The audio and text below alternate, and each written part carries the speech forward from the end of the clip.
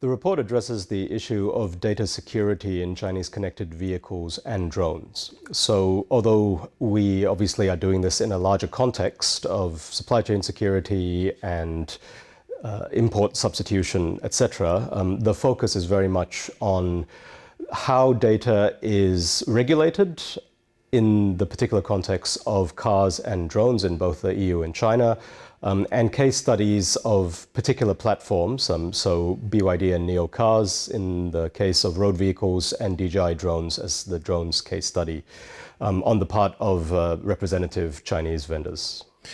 And why is it important, why is it relevant to have that researched? The research is relevant because we live in a world which is increasingly populated with smart devices, specifically increasingly intelligent vehicles which transmit collect and transmit ever larger amounts of data, are an increasing presence on our roads, and likewise drones in the air.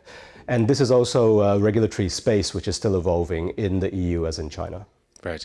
And one key question is always with electric vehicles and drones and so on, are they actually able to transmit all those data if they'd like to?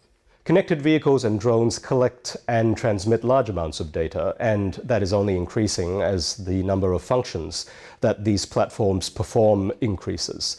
So the questions around how that data is collected, processed, and stored are very pertinent to questions of privacy at an individual level, but also of data security at a national and, dare I say, EU level. And do you conclude there is a security risk?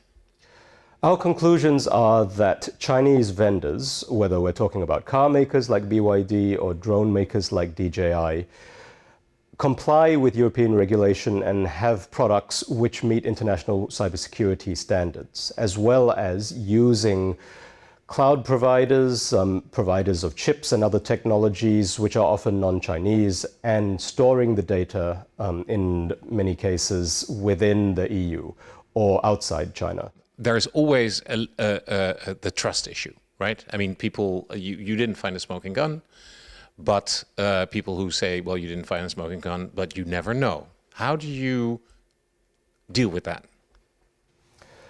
Ultimately, I think that we need to separate the political question from the regulatory technical one.